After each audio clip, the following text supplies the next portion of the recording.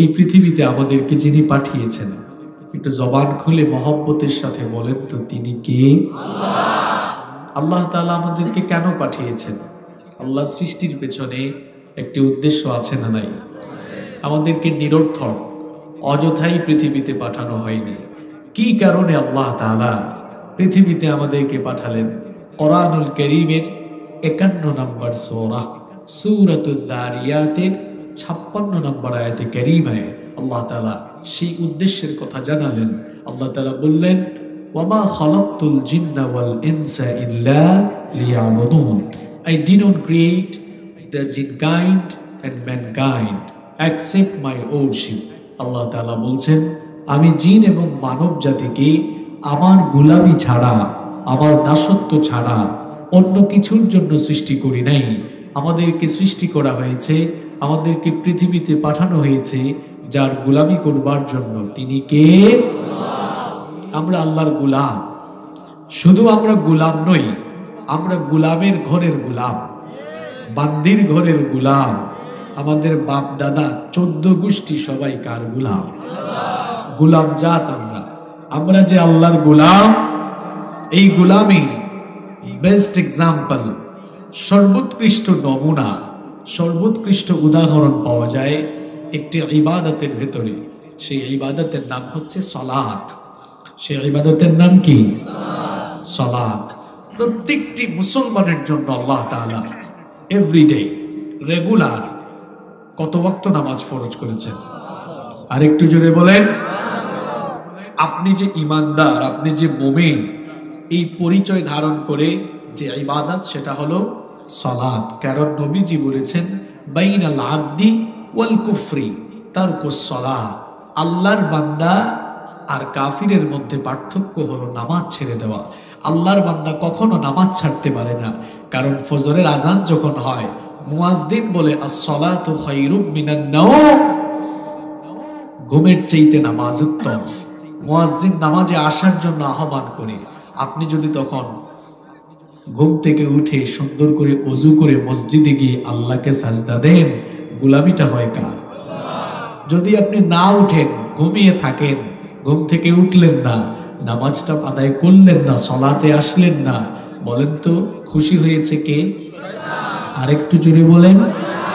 তো নামাজটা আদায় না করলে আল্লাহর গোলামি হয় না শয়তানের গোলামি হয়? আমরা কি দুনিয়াতে এসেছি আল্লাহর গোলামির জন্য না শয়তানের গোলামির জন্য? তাহলে নিজের বিবেককে প্রশ্ন করেন তো। প্রতিদিন আল্লাহর হুকুম 5 বার আল্লাহকে সাজদা দিতে হবে। আপনি যদি 5 বার নামাজে না যান, তাহলে 5 বার গোলামি হয় কার? শয়তানের। 5 ওয়াক্ত নামাজ ছাইরা দিয়া এরপরে আপনি আপনারে বলেন আমি বহুত বড় মুসলমান। আসলে 5 ওয়াক্তের নামাজ ছাইরা দিয়া যারা নিজেদেরকে মুসলমান দাবি করে, এটা মানুষরূপী একটা জীবন্ত শয়তান। কেন জীবন্ত শয়তান বললাম? কারণ শয়তানের হুকুম সে আগাগোড়া পালন করে। শয়তান বলতেছে তুই নামাজে যাইস না, হ্যাঁ নামাজে গেল না। আর আল্লাহ বলেছেন, মুয়াজ্জিনকে দিয়ে আল্লাহ ঘোষণা করিয়েছেন, হাইয়া আলাস সালাহ, নামাজের জন্য আসো। হাইয়া আলাল ফালাহ, কল্যাণের জন্য আসো। মুয়াজ্জিনের সেই ঘোষণাকে তুয়াক্কা না করে সে মসজিদে আসতো না। এজন্য আমি প্রায় জায়গায় বলি, যারা নামাজ আদায় না করে নিজেকে মুসলমান দাবি করে, এরা হলো ওই লোকটার মতো। এক লোক দাঁত ব্রাশ করে না, কিন্তু দাবি করে বসেছে তার মুখ নাকি পরিষ্কার। দাঁত ব্রাশ না করলে মুখ পরিষ্কার, এই দাবি যেমন অযৌক্তিক, ঠিক তেমনি নামাজ ছেড়ে দিয়া নিজেকে মুসলমান দাবি করা সম্পূর্ণ অযৌক্তিক কথা। এজন্য আজান হয়ে গেলে কোথায় যাওয়া লাগবে? আমাদের জন্য প্রতিদিন 5 বার নামাজ যিনি ফরজ করেছেন তিনি কে? সারা রাত ওয়াজ শুই না, আর ফজরের নামাজ যদি কেউ কাজা করে দেয়, এই ওয়াজ শোনার কোনো দাম আছে? তাহলে সবার আগে কি? আস-সালাতু হিয়া রাসুল ইবাদাহ। নামাজ হচ্ছে ইসলামের যত ইবাদত আছে, ইবাদতের মাথা। আল্লাহ না করুন, এটা বোঝানোর জন্য বলছি, এটা জাস্ট একটা উদাহরণ। মনে করেন এই রাস্তায় একটা অ্যাক্সিডেন্ট হয়েছে। অ্যাক্সিডেন্ট হয়ে 3-4 জন লোকের মাথা থেতলে গেছে। এখন মাথা ছাড়া কয়েকটা দেহ যদি এখানে শোয়ানো হয়, তো মাথা ছাড়া কি কারো পূর্ণাঙ্গ পরিচয় পাওয়া যায়? মাথা ছাড়া যেমন শুধুমাত্র এই গলার নিচ থেকে বুক থেকে পা পর্যন্ত এগুলো দিয়ে পূর্ণাঙ্গ পরিচয় পাওয়া যায় না, ঠিক তেমনি ভাবে ইসলামের ইবাদতের মাথা নামাজ, এটা বাদ দিয়া হাজি সাহেব হইয়া জাকাত দিয়া রোজা রাখিয়া সব ইবাদত কইরাও নিজেকে কখনো 100% খাঁটি মুসলমান দাবি করা যায়? সবার আগে নামাজ, সবার আগে কি? এজন্য ইমানের পরে হজের কথা বলা হয় নাই, ইমানের পরে যাকাতের কথা বলা হয় নাই, ইমানের পরে রোজার কথা বলা হয় নাই। ইসলামের যে 5টা পিলার সিরিয়ালি দেখেন, ইমান এনেছেন তো কাজ হলো সাজদা দিতে হবে কাকে? আরে জোরে বলেন। তার মানে যার মধ্যে নামাজ নাই, নবীজি বলেছেন লা সলাতা লিমান লা সলাতা, আল্লাহর নবীর হাদিস হচ্ছে যে যার মধ্যে নামাজ নাই তার মধ্যে দিনদারি তো নাই। আস-সালাতু ইমাদুদ্দিন, নামাজ হচ্ছে দ্বীনের খুঁটি। আচ্ছা, এই যে শামিয়ানাটা আছে, কত খুঁটি কত পিলার দেখেছেন, পিলার ছাড়া এটাকে দাঁড় করানো যেত না।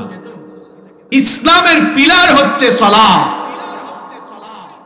এই সালাত যার ঠিক নাই সে তো ইসলামের ইমারতটাকে ভেঙে ফেললো, সে তার ইমানটাকে নষ্ট করে ফেললো। এজন্য সবার আগে কি? সবার আগে কি?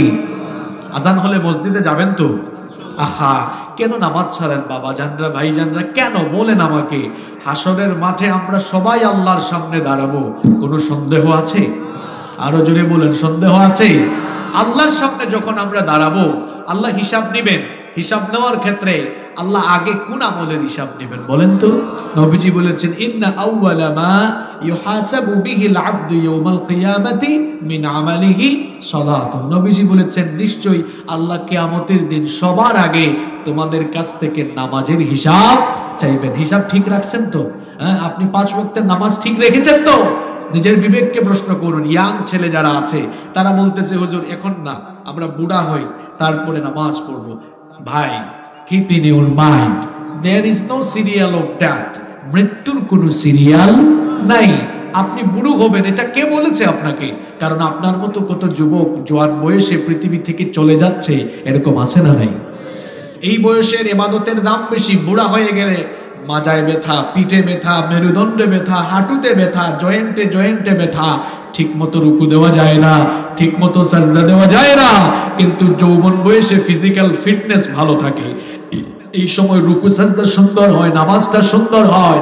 যৌবন বয়সে শক্তি তো বেশি থাকে, এই জন্য যুবকরা যখন মাটির উপর দিয়ে হাঁটে মাটি কাঁপে, কারণ যুবকের পায়ের পাড়ায় শক্তি আছে। যৌবন বয়সে যুবক ভাইয়েরা হাঁটলে মাটি কাঁপে যেমন, ঠিক তেমনি যুবক ভাইয়েরা এই যৌবন বয়সে কপাল আর নাকটাকে নত করে দিয়ে একটু মাটিতে লাগাইয়া আল্লাহর সাজদা দেন, আপনাদের সাজদায় আল্লাহর আরশ কেঁপে উঠবে। যৌবন বয়সে ইবাদত করলে পরে বুখারী, মুসলিম, তিরমিজি বিখ্যাত হাদিসের 3টি গ্রন্থে হাদিস বর্ণিত হয়েছে। নবীজি বলেছেন সাবআতু ইউযিল্লুহুমুল্লাহু ফি যিল্লিহি ইয়াওমা লা যিল্লা ইল্লা যিল্লুহ।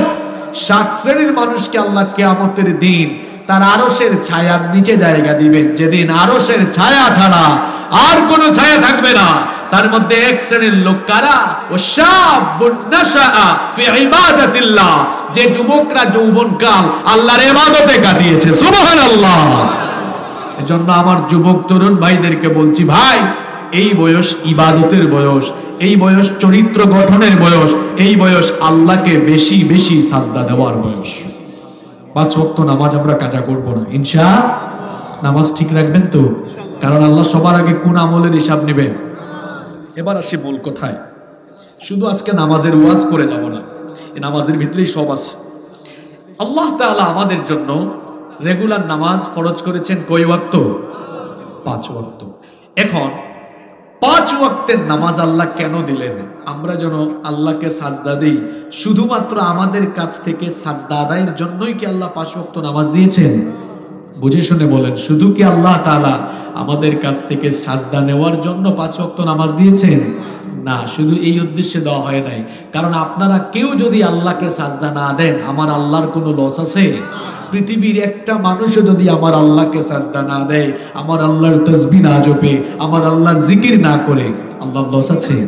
কারণ ইউসাব্বিহু লিল্লাহি মা ফিস সামাওয়াতি ওয়া মা ফিল আরদ, এই সপ্ত আকাশ জমিন এর মাঝখানে যা কিছু আছে সব কিছু যার গোলামি করে জিকির করে তাসবিহ জপে তিনি কি? তো আপনি সাজদা দিলে আপনার লাভ, না দিলে আপনার লস। আপনার সাজদা দিয়া আল্লাহ একেবারে আল্লাহর বিরাট লাভ হয়ে যাবে, বিষয়টা এমন নয়। বরং এই নামাজের ইবাদত আপনাকে দেওয়া হয়েছে আপনার নিজের লাভের জন্য। তাহলে প্রশ্ন হলো হুজুর, তাহলে 5 ওয়াক্ত নামাজ আল্লাহ কেন দিলেন, কি উদ্দেশ্যে দিলেন? 5 ওয়াক্ত নামাজ আল্লাহ এজন্য দিয়েছেন, এই নামাজের ভেতরে আল্লাহ তাআলা আমাদের জীবন পরিচালনার একটা প্রশিক্ষণ রেখে দিয়েছেন। নামাজে যে আনুষ্ঠানিকতা আছে, এই আনুষ্ঠানিকতার ভেতরে নামাজের বাহিরে আমরা কিভাবে চলবো, আমাদের ব্যক্তি, পরিবার, সমাজ আমরা কিভাবে চালাবো, সব শিক্ষা যে ইবাদতের ভেতরে আল্লাহ দিয়েছেন, সেই ইবাদতের নাম কি? আরো জোরে বলেন। আপনারা কি ভাবছেন যে মসজিদে ঢুইকা ঠুস ঠাস কয়েকটা রুকু সাজদা দিয়া বের হয়ে যাবেন? শুধু এই 5 ওয়াক্ত শিডিউল মেনটেন করে আপনারা কয়েকটা সাজদা দিবেন, এই জন্য কি আল্লাহ নামাজ দিয়েছেন? নো। এই নামাজের ভেতরে আপনার জীবনের সব শিক্ষা আছে। আজ আমি আপনাদের সামনে নামাজের 10টা শিক্ষা বলবো। কয়টা শিক্ষা? এই 10টা পয়েন্ট মুখস্থ করতে হবে। এই 10টা পয়েন্ট, আরো চাইলে বেশি বলা যাবে, 10টাই বলি। এই 10টা শিক্ষা আমরা যদি নামাজের বাহিরে কাজে লাগাতে পারি, আল্লাহর কসম আমাদের নিজের জীবন পরিবর্তন হবে, সমাজ সুন্দর হবে, পরিবার সুন্দর হবে, রাষ্ট্র সুন্দর হবে ইনশাআল্লাহ। তাহলে চলেন আমরা শুরু করি। মনোযোগ আছে তো? নাম্বার 1, সালাত teach us to stay United. নামাজ আমাদেরকে ঐক্যবদ্ধ থাকার শিক্ষা দেয়। মুসলমান কখনো তার ভাইয়ের সাথে বিভেদ ঘটাবে না, মুসলমানে কখনো মারামারি করবে না, মুসলমান কখনো ছোটখাটো বিষয় নিয়ে ঝগড়াঝাটি করবে না, বরং সব মুসলমান একসাথে থাকবে। এই শিক্ষা নামাজে আছে না নাই? কিভাবে আছে? আল্লাহ তাআলা নামাজ আমাদের জন্য একা একা ফরজ করেন নাই, বরং নামাজ আমাদের জন্য জামাতের সাথে ফরজ করা হয়েছে। নামাজকে আল্লাহ একা একা ফরজ করেন নাই, জামাতের সাথে আল্লাহ নামাজ ফরজ করেছেন। এই জন্য কোরআনুল কারীমের 2 নম্বর সূরা সূরাতুল বাকারা এর 43 নম্বরে রব্বুল আলামিন বলছেন, ওয়া আকিমুস সালাতা ওয়া আতুজ যাকাতা ওয়ারকাউ মা'আর রাকিঈন। আর সালাত কায়েম করো এবং যাকাত দাও। যারা মসজিদে এসে রুকু করে সাজদা করে, তাদের সাথে গিয়ে রুকু সাজদা অর্থাৎ জামাতের সাথে নামাজ আদায় করো। নামাজের ভেতরের দৃশ্যটা কেমন একটু মনে করাই দিই আপনাদের, কারণ আপনারা নামাজের ভেতরে ঠিক থাকলেও নামাজের বাইরে আমরা অনেকে বেঠিক হয়ে যাই। দৃশ্যটা মনে করাই দিই। এই মুহূর্তে যদি আযান হয়, আমরা মনে করেন এই সামনের কাতারে আমাদেরকে দেবো যে 7-8 জন যারা আছে, নামাজে গিয়ে আমি কি বলবো, রবিউল ইসলাম সাহেব আপনি দ্বিতীয় বক্তা ছিলেন, আমি প্রধান বক্তা, আমার ভাব বেশি, আপনি 2 নম্বর কাতারে যান, এটা বলবো? ওনাকে কি বলবো যে আপনি একদম সাইডে যান? ওনাকে কি বলবো আপনি পিছনে যান? বলবো? বরং যখন ইকামত হয়ে যাবে মসজিদে, আপনারা দেখবেন ইকামতের আগে কেউ মসজিদের এই কোনায় সুন্নত পড়ে, কেউ বা আবার ওই কোনায় সুন্নত পড়ে, কেউ বা আবার পেছনে বসে বসে তাসবিহ জপে, কেউ বা আবার জিকির আজকার করে, কেউ বা আবার বসে বসে কোরআন তেলাওয়াত করে। কিন্তু যখন ইকামত দেওয়া হয়, দেখা যায় বিভিন্ন দিকে ছড়িয়ে থাকা লোকেরা তখন এক কাতারে কাতারবন্দি হয়ে যায়, কাঁধে কাঁধ লাগিয়ে সুন্দরভাবে দাঁড়িয়ে যায়। নামাজের মধ্যে সবাই যেভাবে আমরা কাঁধে কাঁধ লাগিয়ে দাঁড়াই, নামাজের বাহিরে যদি বিশ্বের 200 কোটি মুসলমান কাঁধে কাঁধ লাগাই আমরা এক থাকতে পারতাম, পৃথিবীর মুসলমানদের উপরে নির্যাতন করার সাহসও কারো হতো না। নামাজের ভেতরে এই ঐক্য আজ মুসলমানদের নামাজের বাহিরে একই মুসলমান আমরা, নামাজের বাহিরে আমরা ঠেলা ঠেলা করি। শুধু নামাজের বাইরে না, এখন নামাজের ভিতরে আমরা ঠেলা ঠেলা করি। কিরকম ঠেলা ঠেলি? এক গ্রুপ জুড়ে আমিন বলে, আরেক গ্রুপ আস্তে আমিন বলে, এক গ্রুপ আরেক গ্রুপকে দেখতে পারে না। কেউ বুকের উপরে হাত বাঁধে, কেউ নাভির উপরে হাত বাঁধে। এক গ্রুপ আর এক গ্রুপে দেখতে পারে না। হজ আর ওমরা করেছেন কে কে? হাত তুলেন তো দেখি।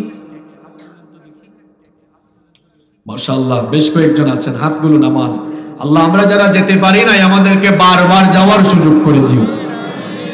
আলহামদুলিল্লাহ, আমি বেশ কয়েকবার গিয়েছি, অসংখ্যবার হারামাইন শরীফাইনে নামাজ আদায় করার সুযোগ পেয়েছি। আলহামদুলিল্লাহ, হারামাইন শরীফাইনে যখন নামাজ শুরু হয়, কেউ বুকের উপর হাত বাঁধে, কেউ নাভির উপরে হাত বাঁধে, কেউ আমিন জুড়ে বলে, কেউ আস্তে আমিন বলে।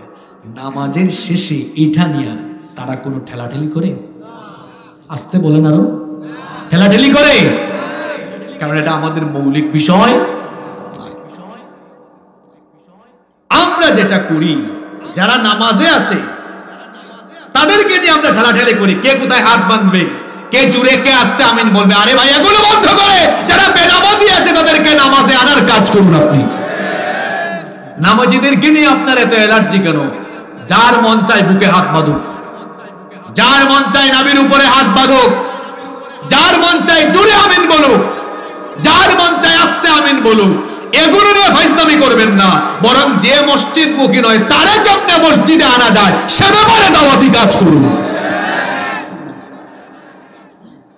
এখন আমরা নিজেরা এত বিভক্ত হয়েছি, আমরা যে নিজে মুসলমান এই পরিচয়টুকু আমরা সাহস করে দিতে পারি না। ভাই আপনি কি? কয় আমি সুন্নি। ভাই আপনি কি? কয় আমি ওয়াহাবি। ভাই আপনি কি? কয় আমি আহলে হাদিস। ভাই আপনি কি? কয় আমি কৌমি। ভাই আপনি কি? কয় আমি আলিয়া। ভাই আপনি কি? আমি দেওবন্দি। লজ্জা করে না আপনার?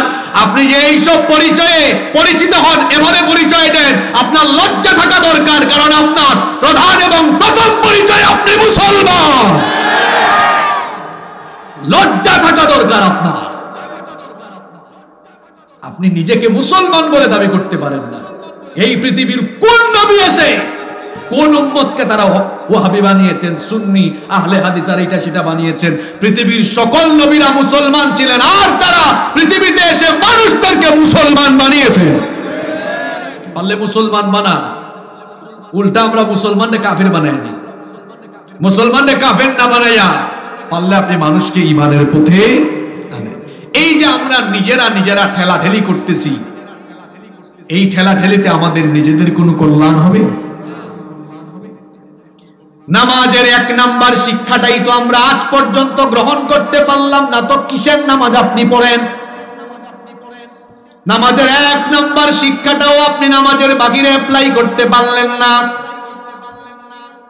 নামাজে আমরা যেমন ঐক্যবদ্ধ থাকি, ভাই ভাই হয়ে কাতারবন্দী হয়ে দাঁড়াই, নামাজের বাহিরে যদি আমাদের এই ঐক্য থাকতো, মুসলমানদের সমাজ আরো সুন্দর হয়ে যেত। আমাদের সম্পর্ক থাকা চাই এমন আল্লাহর নবী বলেছেন, আল মুমিনু লিল মুমিনি কাল বুনিয়ান ইয়াশুদ্দু বা'দুহু বা'দা। আল্লাহর নবী বলেছেন, এক মুমিনের সাথে আরেক মুমিনের সম্পর্ক হবে একটি দেয়ালে থাকা পারস্পরিক ইটের গাঁথুনির মতো। ভালো করে বোঝার চেষ্টা করেন। সবাই পিছনে তাকান তো, একবার তাকান। ওখানে একটা দেয়াল আছে, দেখতেছেন আপনারা? কিসের দেওয়াল হয়েছে? এবার আমার দিকে তাকান। নবীজির উদাহরণের নমুনা দেখছেন?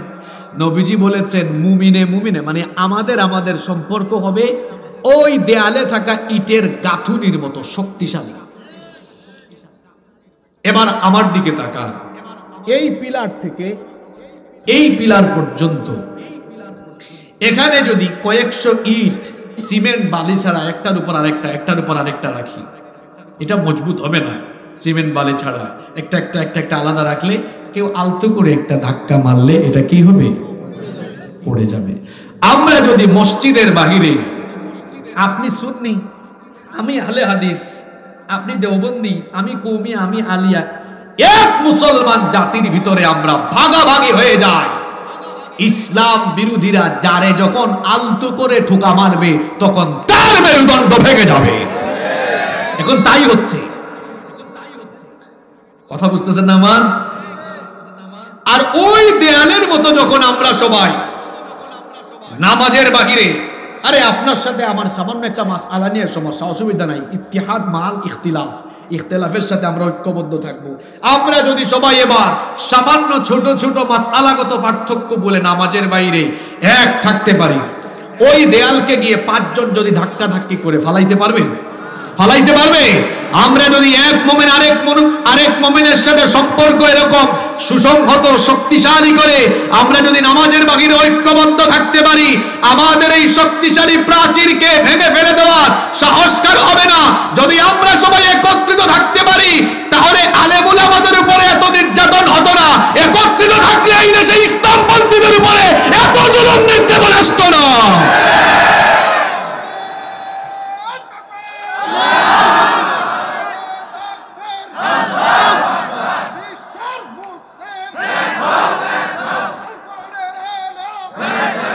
স্লোগান কি ঠিক থাকবে? আমার ভাই সুন্দর স্লোগান দিয়েছেন, বিশ্বের মুসলিম এক হও এক হও। এই তাল কি শুধু প্যান্ডেলের ভেতরে থাকবে না বাহিরেও থাকবে? থাকবে তো। কি অবস্থা আপনাদের কথা কি বলবো আমি। হ্যাঁ, আগে তো আপনারা আমাদের কাছে এসে দোয়া চাইতেন, হুজুর দোয়া করেন আমাদের জন্য। এখন পরিস্থিতি ভয়াবহ। হুজুরে হুজুরে যে ঠেলাঠেলি আর গুতাগুতি, এক হুজুর আরেক হুজুরে যেমনে গালিগালাজ করে, এক হুজুর আরেক হুজুরকে নিয়ে যে পরিমাণ সমালোচনা করে, আপনারা দোয়া করা দরকার এখন আমরা হুজুররা যেন ঠিক থাকতে পারি। এক হুজুরের উপরে যদি কোনো অবিচার হয়, জুলুম হয়, আরেক হুজুর চুপ থাকে, কয় অসুবিধা নাই, এটা আমাদের ঘরনার, আমাদের দলের, আমাদের মতের। হুজুর আপনার মতের না বলে আপনি চুপ থাকছেন, আগে বড়টারাই ধরে, ওনারে ধরছে না, পরের সিরিয়ালটা কিন্তু আপনার, পরে কিন্তু আপনারও মেরুদণ্ড ভেঙে দিবে। আর আমরা যদি সব হুজুর এক থাকতে পারতাম, আমি তো প্রায় জায়গায় বলি, দুঃখ করে বলি, আফসোস করে বলি, আমরা এই দেশের আইনের প্রতি শ্রদ্ধাশীল, আমরা আইনকে শ্রদ্ধা করি। আইন কারো ঊর্ধ্বে, আইনের ঊর্ধ্বে আমরা কেউ নই, আইনের ঊর্ধ্বে আমরা কেউ নই। আমরা এদেশের আইনকে সম্মান করি, আমরা সরকারের অনুশাসন মেনে চলি, রাষ্ট্রের নীতিমালা মেনে চলি। কিন্তু আমাদের দুঃখ লাগে, এদেশে নায়িকা গায়িকা অপরাধ করে, নায়িকা গায়িকা চোর ডাকাত কেসিনোওয়ালারা অপরাধ করে জামিন পায়, কিন্তু আলেমরা, আমি যুক্তির খাতিরে ধরে নিলাম তারা অপরাধ করেছে, তো নায়িকা গায়িকা অপরাধ করে যদি জামিন নিতে পারে, তাহলে আলেমরা জামিনের এই অধিকার পায় না কেন? পায় না কেন বলি, এটা আমাদের কারণেই পায় না, কারণ আমরা এক, যতক্ষণ না এক হবে হুজুর, এক হুজুরের পরে আরেক হুজুরের উপর ঠাড়া পড়বে। আল্লাহ আমাদেরকে বুঝার তৌফিক দান করেন। নামাজের 1 নাম্বার শিক্ষা, সবাই কি থাকা লাগবে? আমাদের পরিচয় কি? যারা বললেন না হেরা আবার কোন জাত, আমাদের পরিচয় কি? আমার একদিন একজন ফোন দিছে, ফোন দিয়ে বলতেছে, হুজুর আপনাকে মাহফিলে দাওয়াত করতাম, আপনি কোন জাত? আমি বললাম আমি মানুষ জাত। হে যেমন আমার উত্তরও। কয় হুজুর আপনি কোন জাত? আমি বললাম জানেন না আমি মানুষ জাত। কয় হুজুর এটা বুঝছি, এটা বুঝছি, ওই যে আছে না। আমি বললাম কি আছে? আমাদের দেশে তো অনেক কিছুই আছে। বলা বলি শুরু করলো, আপনি এইটা ওইটা না। আমি বললাম ভাই আমি কোনোটাই না। কয় আপনি আবার নতুন কিছু বানাইছেন নাকি? আমি বললাম না, আমি পুরানটাতেই আছি। কয় পুরান আবার কোনটা? আমি বললাম পুরান হলো এটা অনেক আগে থেকেই একটা, এটা পুরান না, এটা একমাত্র দিন, ইন্নাদ দীনা ইনদাল্লাহিল ইসলাম, এটা একমাত্র জীবন ব্যবস্থা।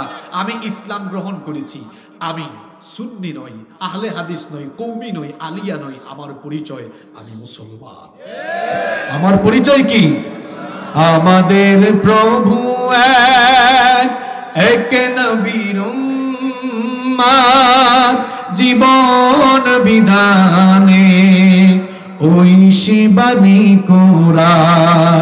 আমাদের প্রভু এক, এক নবীর উম্মত, জীবন বিধানে ওই শিবানী কোরআন।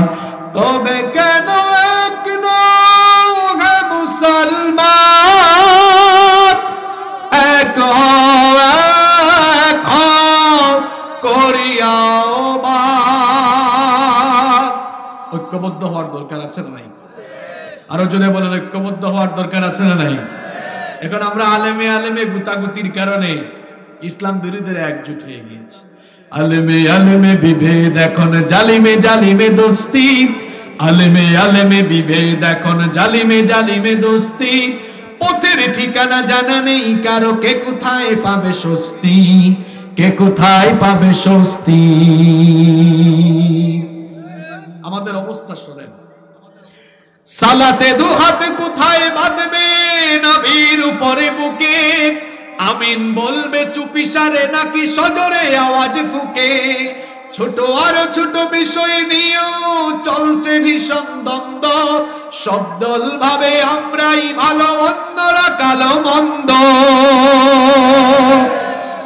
ফরজ নিয়ে তো মারামারি নেই নফলে সফল ডুব, ফরজ নিয়ে তো মারামারি নেই নফলে সফল ডুব, টুপির আকার আকৃতি নিয়ে গবেষণা হয় খুব। টুপি দিয়ে আমরা এখন ইসলাম ভাগ করে ফেলেছি, তো এটা তাবলিগ টুপি, এটা জামাত টুপি, এটা হেফাজত টুপি, এটা সুন্নি টুপি, এরকম আছে না নাই? আপনি টুপি দিয়ে ইসলাম ভাগ করেন, আর এই সুযোগে ইসলাম বিরোধীরা মুসলমানদের উপরে কারবালা চালাইতেছে। ফরজ নিয়ে তো মারামারি নেই নফলে সফল ডুব, টুপির আকার আকৃতি নিয়ে গবেষণা হয় খুব, এই সুযোগে আব্রাহা দেখো হাকিয়ে বেড়ায় হস্তি, জালিমে জালিমে দোস্তি, আলেমে আলেমে বিভেদ এখন জালিমে জালিমে দোস্তি, পথের ঠিকানা জানা নেই কারো, কে কোথায় পাবে স্বস্তি, কে কোথায় পাবে স্বস্তি। খেতির নেশায় আলেমের মন ব্যস্ত ভীষণ ব্যস্ত, এই সমাজের সব কাজে তাই জালিমের হাতে ন্যস্ত, নিজের হিসেবে করে না আলেম অন্যের কথা ভাবে, বিরোধকারীরা জান্নাতে নাকি জাহান্নামেই যাবে, কাফের ফাসিক লক্ষ ফতোয়া পকেটেই আছে জমা, আল্লাহর কাছে ছাড় আছে তবু তার কাছে নাই ক্ষমা, হেরার চিরাগে চিনতে পারেনি এখনো আপন পর, জালিমের হাতে চলে গেছে তাই নিজের সাজানো ঘর, হেরার চিরাগে চিনতে পারেনি এখনো আপন পর, জালিমের হাতে চলে গেছে তাই নিজের সাজানো ঘর, সালতানাতের মিনার হারিয়ে আশ্রয় তার বস্তি, জালিমে জালিমে দোস্তি, আলেমে আলেমে বিভেদ এখন জালিমে জালিমে দোস্তি, পথের ঠিকানা জানা নেই কারো, কে কোথায় পাবে স্বস্তি, কে কোথায় পাবে স্বস্তি। আপনাদের কাছ থেকে মারহাবা শোনার জন্য শুধু বলি নাই, সমাজের চরম বাস্তবতা এখানে বলে দিয়েছে। এভাবে আমরা বিভক্ত থাকলে মুসলমানদের কোনো কল্যাণ হবে। আমরা এখন কতটা খারাপ হয়েছি জানেন? আমাদের মধ্যে মৌলিক কোনো বিষয়ে প্যাস।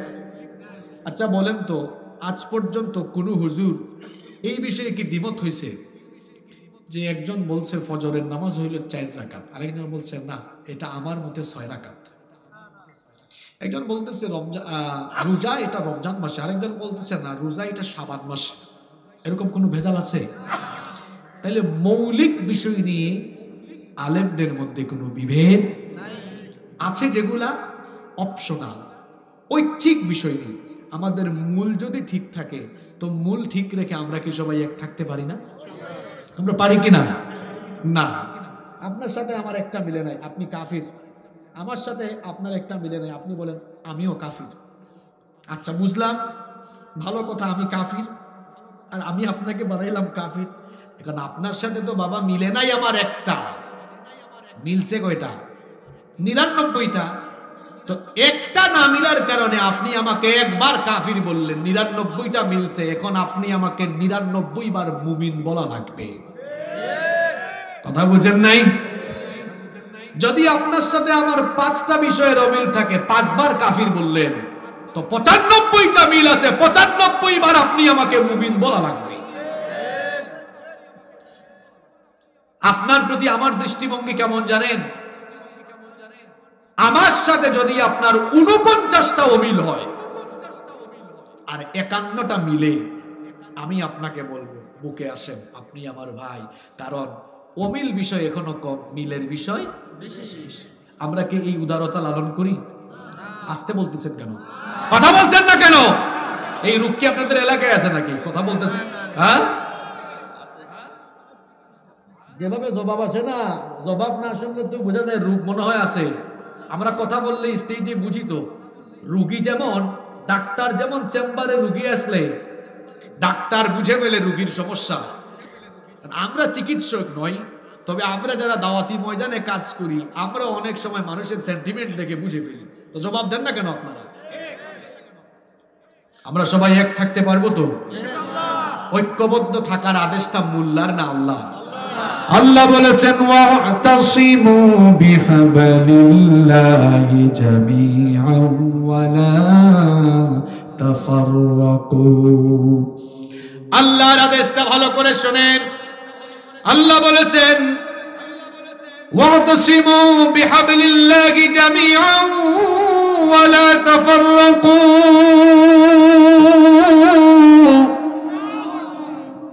আল্লাহর আদেশ হলো ঐক্যবদ্ধ হয়ে আল্লাহর দ্বীনের রজ্জুকে আঁকড়ে ধরো, বিচ্ছিন্ন হয় না। এক ভাই আরেক ভাইয়ের সাথে ঝগড়া করো না, এক ভাই আরেক ভাইয়ের সাথে বিভেদ করো না, এক ভাই আরেক ভাইয়ের সাথে সামান্য বিষয় নিয়ে মারামারি করো না।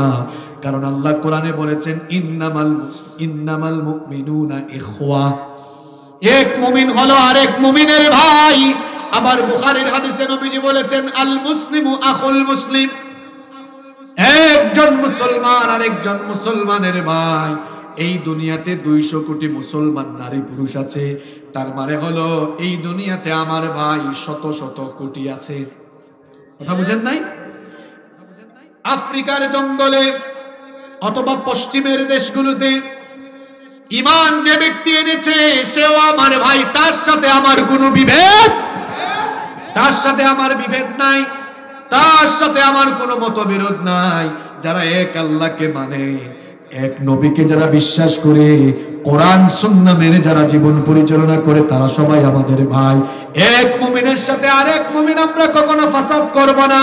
এই 1 নম্বরের শিক্ষাটা নামাজের ভেতরে আছে না নাই? নামাজের মধ্যে আমরা গেলাম, নামাজ পড়া নামাজের বাইরে আমরা মারামারি করলাম, বোঝা গেল মুসল্লি নামাজে গেলেও নামাজের 1 নাম্বার শিক্ষা আজ পর্যন্ত অর্জন করতে পারে না। আসুন তওবা করি, নিজেদেরকে সংশোধন করি।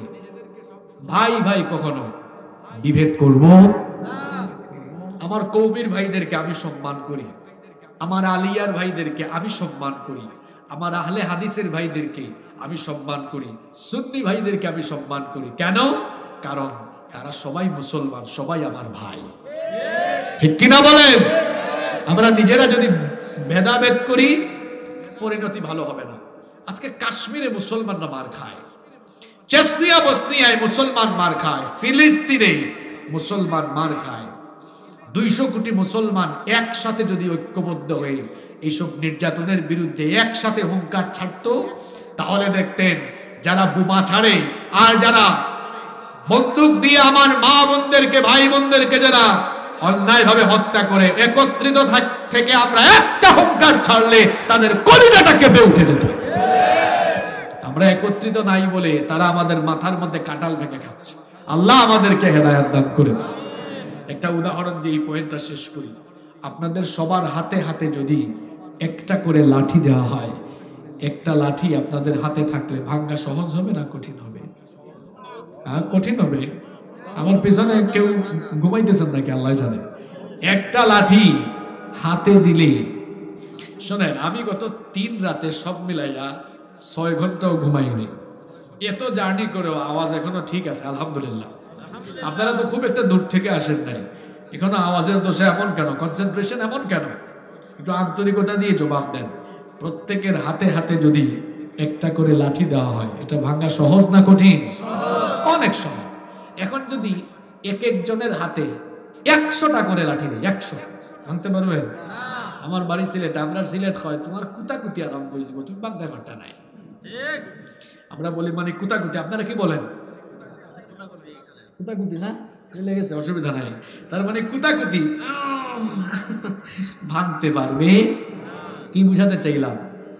আপনি হুজুর, আমি হুজুর, আপনি হুজুর, আপনি হুজুর, আপনি হুজুর, আপনি হুজুর, সব হুজুর আলাদা আলাদা থাকলে এক লাঠি যেমন ঠাস করে ভাঙা যায়, হুজুর হুজুর আলাদা থাকলে হুজুর হুজুর হুজুর হুজুর হুজুর হুজুর হুজুর হুজুর আলাদা। ইসলাম বিরোধীরা যারা যখন ঠাস করে মেরুদণ্ড ভাঙা দিবে। আপনি হুজুর, আপনি হুজুর, আপনি হুজুর, আপনি হুজুর, আমি হুজুর, সব হুজুর এক।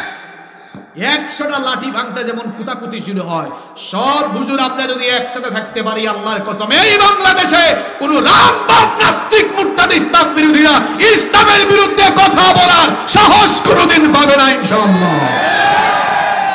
আর কেমনে বুঝাইলে বুঝবেন আপনারা? বুঝলে বুঝফাতা, না বুঝলে তেজপাতা। বুঝলে এতটুকু নেই যথেষ্ট। তাইলে নামাজের 1 নম্বর শিক্ষা কি? নামাজ আমাদেরকে কি থাকার শিক্ষা দেয়? জোরে বলতে হবে বাবা জান, ভাই জানরা। কিসের? থাকতে পারবো তো? না ফাটাফাটি করবেন? কিলাকিলি গুতাগুতি করেন, করলে পরিণতি ভালো হবে? এগুলোর পরিণতি ভালো নয়। আমরা সবাই ভাই ভাই, আমরা সবাই ভাই ভাই। নাম্বার 2, কষ্ট হচ্ছে না তো আপনাদের? এত তাড়াতাড়ি কষ্ট হলে তো হবে না। নাম্বার 2, 2 নাম্বার, নামাজ আমাদেরকে সময়ানুবর্তিতার শিক্ষা দেয়। সময় সচেতন হওয়ার শিক্ষাটা নামাজের ভেতরে আছে না নাই? কারণ প্রতি ওয়াক্তের নামাজের একটা নির্দিষ্ট শিডিউল। আচ্ছা, ফজরের নামাজ কেউ যদি বলে আমি বিকাল 3টায় পড়বো, তার কথা মতো হবে? কেউ যদি বলে আমি জোহরের নামাজ রাত 2টায় পড়বো, হবে? কেউ যদি কয় আমি আসরের নামাজ সকাল 8টায় আদায় করে ফেলবো, কেউ যদি কয় আমি মাগরিবের নামাজ দিনের 10টায় পড়বো, হবে? কেউ যদি কয় এশার নামাজ আমি বিকাল 4টায় পড়বো, হবে না। কারণ প্রতিটা নামাজের একটা নির্দিষ্ট সময় আছে। আল্লাহ সময়ানুবর্তিতার ভিত্তিতে নামাজ ফরজ করেছেন। কোরআনুল কারীমের 4 নম্বর সূরা সূরাতুন নিসায়ের 103 নম্বর আয়াতের শেষাংশে রব্বুল আলামিন বললেন, ইন্নাস সালাতা কানাত আলাল মুমিনিনা কিতাবাম মাওকুতা। কথাটা কা? নিশ্চয়ই নামাজকে, সালাতকে সময়ানুবর্তিতার উপরে ফরজ করা হয়েছে। প্রতিটা নামাজের নির্দিষ্ট সময় আছে। টাইম মেইনটেইন করে মুয়াজ্জিন আযান দেয়, টাইম মেইনটেইন করে ইমাম সাহেব নামাজে দাঁড়ান। আমরাও টাইমে টাইমে মসজিদে যাই। এখান থেকে কি শিখলেন? মুসলমান মসজিদের বাহিরেও সময়ের কাজ সময়ে করতে হবে। আমরা সময়ের কাজ সময়ে করি না। আমরা খাওয়ার টাইমে ঘুমাই, ঘুমানোর টাইমে খাই। অনেকে আছে দুপুর 2টা পর্যন্ত ঘুমায়, অথচ সকালবেলার টাইমটা হলো কাজ করার টাইম। নবীজি 1500 বছর আগে দোয়া করেছেন, আল্লাহুম্মা বারিক লি উম্মতি ফি বুকুরিহা। আল্লাহ সকালবেলায় আমার উম্মত যারা কাজ করে, কাজে বের হয়, তাদের কাজে তুমি বরকত দাও। সুবহানাল্লাহ। এটা কথা আমার মনে পড়লো, আমাদের দাদা দাদিদের আমলে কারো ঘরে কারেন্ট ছিল না, তারা হারিকেন জ্বালাইতেন। আর যে আরেকটা কি আছে না, টেমি, আমাদের সিলেট বলে ল্যাম্প, আপনারাও ল্যাম্প বলেন। আচ্ছা, সিলেটি ভাষা কিছু শিখায় যায়। আরে দাদা দাদিদের আমলে কি, আমাদের বাড়িতে 2003 সালে কারেন্ট গেছে আমাদের বাড়িতে। তো 2003 সালে আমি তো তখন ছোট, আমার এখনো মনে আছে আমরা ল্যাম্প জ্বালাইতাম, হারিকেন জ্বালাইতাম। বাড়ি থেকে বের হইলে হারিকেন নিয়ে নিয়ে বের হইতাম। তো তখন অবশ্য আমাদের বাড়িতে সাদা কালো টেলিভিশন ছিল। এর আরো যদি আগে ফিরে যাই, ওই যে আমাদের দাদা দাদিদের আমলের কথা বলতেছে, ওই সময়ে কারেন্ট ছিল না, ওই সময়ে টেলিভিশন ছিল না, কিছু কিছু রেডিও ছিল আর কি। টেলিভিশন ছিল না, কারেন্ট ছিল না, মোবাইল ছিল না, ফেসবুক ছিল না, কিচ্ছু ছিল না। যেহেতু কিচ্ছু নাই, এশার নামাজের পরে তাদের কোনো কাজও, কথা কম না কেন, কোনো কাজও। এখন কারেন্ট আছে, মোবাইল আছে, টিভি আছে, আমাদের কাজও। কেমন কাজ? 8-10টা যুবক একসাথে হয়েছে,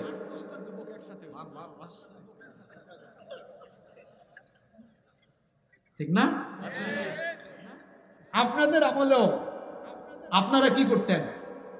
একসাথে হইলে গল্প গুজব করতেন। আর এখনকার ইয়াং ছেলেপেলেরা একসাথে হইলে 10টা ছেলে একসাথে, 10টা মেয়েও যদি আলাদা একসাথে বসে, সবাই নিচের দিকে এমনি। আশেপাশে কেউ ঠাডা বইরা মরলেও তারা তাকায় না, আছে না নাই? তা আমাদের দাদা দাদির আমলে কারেন্ট ছিল না, টেলিভিশন ছিল না, ফেসবুক, ইন্টারনেট, ওয়াইফাই কিচ্ছু ছিল না। এজন্য রাতে 8টার পরে তাদের কোনো কামও ছিল না। ফলাফল কি? ফলাফল হলো 70 বছর 80 বছর বয়সে গিয়েও তারা ফিজিক্যাল ফিটনেস ধরে রাখতে পেরেছে। আর এখন কারেন্ট আছে, মোবাইল আছে, টিভি আছে, এসি আছে, ফ্রিজ আছে, সব আছে, আমাদের কাজও আছে, থাকতে থাকতে রাত 2টা 3টা 4টার সময় ঘুমায়। বয়স 40 হওয়ার পরে আমার নিজেরই চুল কিছু কিছু পাকছে, বয়স 30 হয় নাই এখনো। এই অভ্যাস আমাদের ভেতরে ঢুকে গিয়েছে। আমি আপনাদের কথা কি বলতাম, আমরাও ঘুমাইতে ঘুমাইতে 1টা 2টা। আমার বাবা 73 বছর বয়সে মারা গেছেন। আল্লাহ আমার বাবাকে মাফ করে দেন, আমিন। 73 বছর বয়সে আমার বাবা ফিজিক্যাল ফিটনেস যে পরিমাণ ছিল এখনকার যুবকের মধ্যে সেটা নাই। আমার বাবা দাঁত ছিল, চুল দাড়ি সব ঠিকঠাক ছিল। আমার এক দাদি আছেন, ওনার বয়স 100-এর উপরে, এখনো মাথায় টুকরি নেন। আপনারা টুকরি বলেন নাকি বলেন? জি, জুরি বলেন।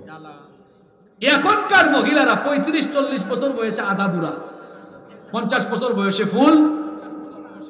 এগুলো আপনাদেরকে কিচ্ছা শোনাই দিছি না। আমাদের আগেকার যুগের লোকেরা ঘুমের টাইমে ঘুমাইতো, আমরা ঘুমের টাইমে সজাগ থাকি, সজাগের টাইমে ঘুমাই। এই জন্য জীবনে এমন অবস্থা আমাদের নেমে এসেছে। 2টা 3টা পর্যন্ত যুবক পোলাপান ফেসবুক চালাইতে চালাইতে এক একটা চেহারা দেখছেন আপনারা, বিচি উঠতে উঠতে বিচি, এত বিচি, চোখের নিচে কালি পড়ে গেছে, চেহারা নষ্ট হয়ে গিয়েছে, যৌবন হারিয়ে ফেলতেছে যুবকরা। কেন? কারণ আমাদের জীবনে শৃঙ্খলা, টাইম মেইনটেইন, টাইম ম্যানেজমেন্ট আমাদের জীবনে, টাইম ম্যানেজমেন্টের শিক্ষা নামাজের ভেতরে আছে না নাই? আমাদের টাইম ম্যানেজমেন্ট নাই, আমাদের কোনো কাজ সময় মতো করি না। এই দেশে কিসের অভাব আছে? সবই আছে, নেয়ামত আর নেয়ামত, কিন্তু আমরা এই দেশে সময় মতো সব কাজ করি না। জাপানের মতো দেশে ইসলাম নাই, তারা টাইম মেইনটেইন করে সব করে। আমাদের টাইম টাইম শিডিউল, বিমানে বলেন, বাসে বলেন, ট্রেনে বলেন, কোথাও গিয়া টাইম কিচ্ছা একটা মনে পড়ছে, বলবো। এক লোক রেলওয়ে স্টেশনে গিয়েছে, তার ট্রেন ছাড়বে রাত 11টায়, 11টার আগেই গেছে, বসে আছে। এটা আফসোস করে বলতেছে, আমাদের দেশে তো টাইম ঠিকঠাক থাকে না, যা বসে একটু অপেক্ষা করি, দেখি আর কি হয়। দেখছে 11টা বাজার 5 মিনিট আগে হুইসেল বাজছে, সেও খুশি হইয়া দাঁড়াইছে, লাগে স্টার্ট মারতেছে, খুশি, আজকে টাইম মতো আসছে।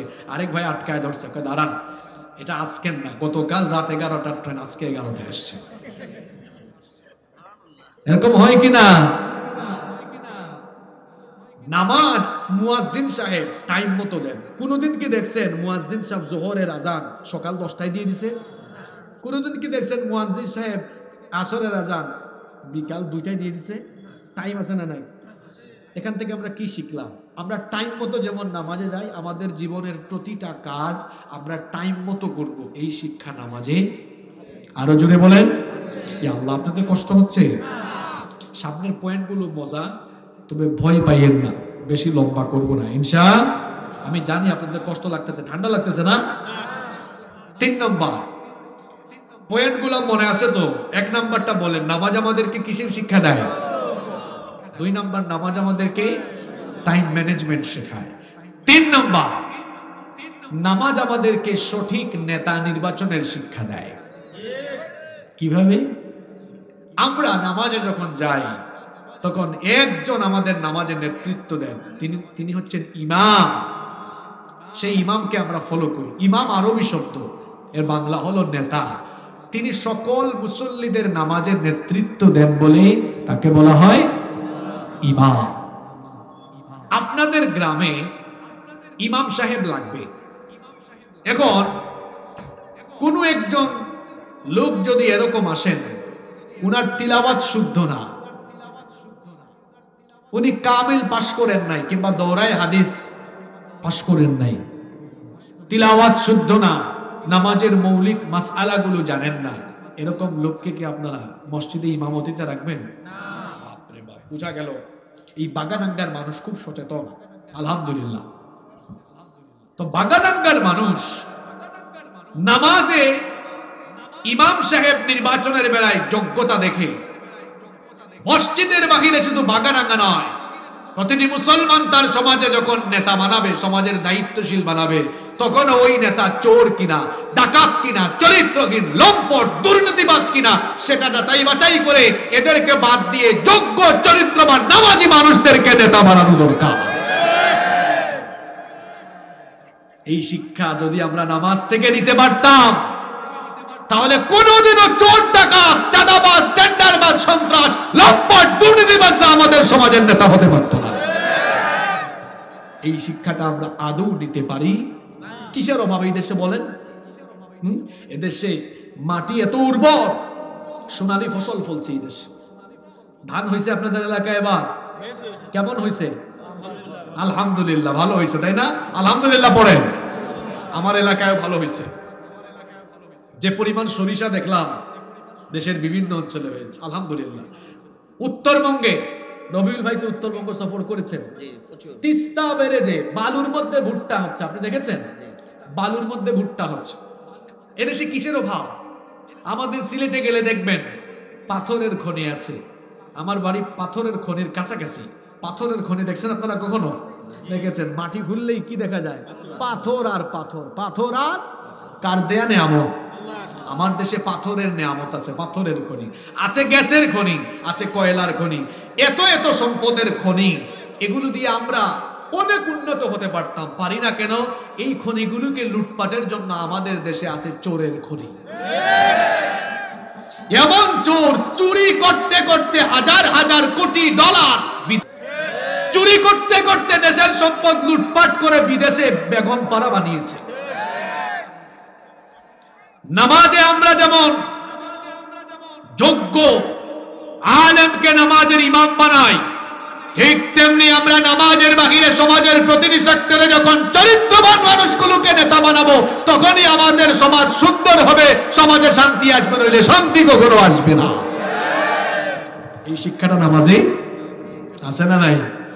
তাই নামাজ আমাদেরকে 3 নম্বর শিক্ষা দিল, সঠিক নেতা নির্বাচনের শিক্ষা দিল। নাম্বার 4, 4 নম্বর হচ্ছে নামাজ আমাদেরকে ভুল নেতৃত্বের প্রতি সংশোধনে দেওয়ার শিক্ষা দেয়। আপনাদের মসজিদের ইমাম সাহেব নামাজে দাঁড়াইছেন, আমরা সবাই জানি নামাজে দাঁড়িয়ে একটু সূরা পড়া লাগে। সূরার নাম কি? দা আপনাদের মসজিদের ইমাম সাহেব ভুলবশত, অনিচ্ছাকৃতভাবে আল্লাহু আকবার, الرحمن علم القرآن خلق الإنسان علمه البيان, আপনারা চুপ থাকবেন, তখন পেছন থেকে লোক মাজাবে আলহামদুলিল্লাহি রাব্বিল আলামিন, রেড সিগন্যাল, ইমাম সাহেব ভুল পড়ছেন, ঠিক করে বলেন, ঠিক না? 4 রাকাত বিশিষ্ট নামাজ, ইমাম সাহেব 4 রাকাত পড়ে আবার দাঁড়াইতেছে আল্লাহু আকবার, আপনারা চুপ থাকবেন, তখন আপনারা বলবেন আল্লাহু আকবার মানে বসে, ভুল করছেন। এখন যদি ডবল ট্রিপল পিএইচডি করা ইমাম সাহেব নামাজে ভুল পড়েন, পিছনে যদি মুসল্লি রিকশাওয়ালা থাকে, সে কি তখন ভাববে ওরে এত বড় হুজুর কেমনে ভুল ধরতাম, লোকমা দিতাম, এটা ভাববে না? সাথে সাথে লোকমা দেবে। এই শিক্ষাটা কোনোদিন মসজিদের বাইরে আমরা আনতে পেরেছি না। নামাজে যেমন বড় আলিম হলেও ভুল করলে আমরা সাথে সাথে মুসল্লি পেছন থেকে প্রতিবাদ করি, মুসলমানদের এই সমাজে যে কোনো স্তরের নেতা যে কোনো সেক্টরে কোনো জুলুম করলে, অবিচার করলে, অন্যায় করলে সাথে সাথে আপনাকে প্রতিবাদে জ্বলে উঠতে হবে। এটা কিসের শিক্ষা? আরো জোরে বলেন। এই শিক্ষা আছে? নিজেরাই মিলান আপনারা। কয়টা বললাম? 4টা। কষ্ট হচ্ছে আপনাদের? কথাগুলো বাস্তব হচ্ছে না অবাস্তব? নাম্বার 5, নামাজ আমাদেরকে পর্দার শিক্ষা দেয়। কিসের শিক্ষা দেয়? পর্দার শিক্ষা দেয়। কিরকম? আমরা যখন নামাজে দাঁড়াই, নামাজে আসার আগে সতর ঢাকাটা কি? আরো জোরে বলেন। সতর না ঢেকে নামাজে আসলে নামাজ হবে? নামাজের মধ্যে সতর ঢেকে আসলাম, আল্লাহর বিধান যেমন মানলাম, নামাজের বাহিরেও আল্লাহর ফরজ বিধান পর্দা, এটা মানার দরকার আছে না? শুধু কি মহিলার পর্দা, আপনাদের পর্দা নাই? পুরুষের পর্দার আয়াত নাজিল হয়েছে আগে, মহিলাদের পর্দার আয়াত নাজিল হয়েছে পরে। আল্লাহ পুরুষকে আগে পর্দা করার কথা বলেছেন। আল্লাহ বলেছেন কুল্লিল মুমিনিনা ইয়াগুদ্দু মিন আবসারিহিম ওয়া ইয়াহফাজু ফুরুজাহুম। ও নবী, মুমিন পুরুষদেরকে আপনি বলে দিন তারা যেন তাদের চক্ষুকে পরনারী থেকে নিম্নগামী করে, অর্থাৎ চক্ষুটাকে বেগানা নারীর দিকে দেওয়া যাবে না। আদেশটা কার? এই আদেশটা হচ্ছে আল্লাহর। আমরা যখন নামাজে দাঁড়াই তখন তো আমরা আমাদের চোখের দৃষ্টি এদিক ওদিক দেই না, সবাই সাজদার দিকে চোখের দৃষ্টি দেই। নামাজে যেমন আমরা চোখের দৃষ্টিকে ঠিকঠাক রেখে হেফাজত করি, ঠিক তেমনি নামাজের বাহিরেও চোখের হেফাজত করার দরকার আছে না নাই? চোখ দিয়ে আজ আমরা কত গুনাহ করছি, গুনাহ করতে করতে অবস্থা খারাপ। আরেকটা ঘটনা আমার মনে পড়লো, বলবো? মন দিয়ে শোনেন। এই কিছুদিন আগে এক অন্ধ লোকের সাথে আমার দেখা হয়েছে। জন্মের পর থেকেই চোখে দেখে না। বললাম, আচ্ছা ভাইজান, আপনি যে চোখে দেখেন না, আপনার কি খারাপ লাগে না? কয় না, আমার খারাপ লাগে না। আমি বললাম, কি বলেন? এই দুনিয়া এত সুন্দর, আসমান জমিন দুনিয়ার মানুষ এত সুন্দর, আপনি তো এই সুন্দর মানুষগুলোকে দেখেন না। সবকিছু সুন্দর না? দুনিয়া সুন্দর, মানুষ সুন্দর, আসমান সুন্দর, জমিন সুন্দর। দুনিয়া সুন্দর, মানুষ সুন্দর, আসমান সুন্দর, জমিন সুন্দর। সুন্দরে সুন্দরে পাল্লা, জানি না কত সুন্দর তুমি আল্লাহ, জানি না কত সুন্দর তুমি আল্লাহ। আল্লাহু আকবার। বললাম, ভাই খারাপ লাগে না? কয় না, আমার খারাপ লাগে না। বললাম, ভাই আল্লাহ তাআলা এত মানুষকে চোখে দেখার শক্তি দিয়েছেন, সামর্থ্য দিয়েছেন, আল্লাহ আপনাকে দেন নাই, আল্লাহর উপর আপনার রাগ লাগে না, অভিযোগ নাই? কয় না। আমি বললাম, ভাই রে, আপনি কেমন মানুষ, চোখে দেখেন না, আপনার খারাপ লাগে না, আল্লাহ চোখের দৃষ্টি দিলেন না আপনাকে, তাও আল্লাহর উপর আপনার কোনো অভিযোগ নাই, কেন বলেন তো? আমাকে জবাব দিয়েছে কি জানেন? আমাকে বলে, হুজুর আপনার চোখ আছে, আপনার গুনাহ করার সুযোগ আছে, আমার চোখ নাই, আমার গুনাহ করার সুযোগও নাই। আসলেই তো তাই। আমাদের যাদের চোখের নিয়ামত আছে, এই চোখের অপব্যবহার করার সুযোগ আছে, আর আমরা তো তাই করছি শয়তানের ধোঁকায়। বিশেষ করে এই মোবাইলের ফিতনায় চক্ষুটাকে অশ্লীল ভিডিওর দিকে, আজে বাজে জিনিসের দিকে আমরা দিয়ে দিলাম। এই যে চোখের হেফাজত আমরা করতে পারলাম না, গুনাহগার হয়ে গেলাম। আর কিয়ামতের দিন চোখের জবান যিনি খুলে দিবেন তিনি কে? আল্লাহ বলছেন, হাত্তা ইদা মা জাউহা শাহিদা আলাইহিম সামউহুম ওয়া আবসারুহুম ওয়া জুলুদুহুম বিমা কানু ইয়ামালুন। কিয়ামতের দিন তোমাদের কান তোমাদের বিরুদ্ধে কথা বলবে। এই কান দিয়ে কি আজে বাজে জিনিস শুনেছেন? কান বলবে, আল্লাহ তোমার বান্দা কানের অপব্যবহার করে করে কানের জিনা করেছে, কান দিয়ে গান শুনেছে, আজে বাজে জিনিস শুনেছে। এই কান কথা বলবে কার সাথে? চোখ কথা বলবে, চোখ দিয়ে আপনি কি কি আজে বাজে জিনিস দেখেছেন, চোখ সেটা বলে দিবে। এমন কি ওয়াজুলুদুহুম, চামড়া পর্যন্ত কথা বলবে। এই যে বলছিলাম নামাজ আমাদেরকে পর্দার শিক্ষা দেয়। আমার অনেক বোনেরা আছেন পর্দা করেন না, দেখা যায় ঘর থেকে যখন বের হন চামড়াটা দেখাইয়া বের হন, আছে না নাই? আবার কিছু কিছু মহিলা তো আছে চামড়ার উপর এমন মেকআপ মারে, আটা ময়দা লাগাইতে লাগাইতে, আটা ময়দা লাগাইলে লাগে একরকম, সুটাই ফেললে লাগে আরেক রকম, আছে না নাই? এই যে চামড়াকে আপনি ঢেকে রাখলেন না, পর্দা করলেন না, বুরকা বললেন না, এই চামড়া কিয়ামতের দিন আপনার বিরুদ্ধে সাক্ষ্য দিবে কার কাছে? আমার মায়েরা বোনেরা, মা বোনরা মাহফিলে আসছেন?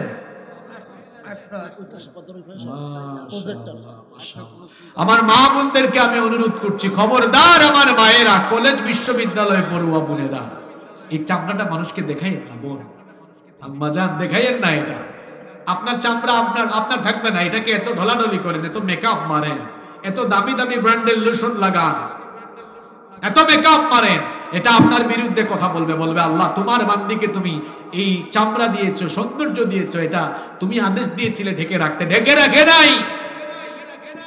চামড়া কথা বলবে, আপনার বিরুদ্ধে সাক্ষ্য দিবে। যখন চামড়া বিরুদ্ধে সাক্ষ্য দিবে, জাহান্নামীরা তখন কি বলবে জানেন? ওয়াকালু লিজুলুদিহিম লিমা শাহিদতুম আলাইনা। চামড়া, তুমি এত নাফরমান হয়েছো কেন? তোমার এত যত্ন নিতাম, তুমি কেন আমার বিরুদ্ধে কথা বলো? চামড়ার জবান খুলে দিবেন কি? চামড়া বলবে আনতাকানাল্লাহুল্লাযী আনতাকা কুল্লা শাই।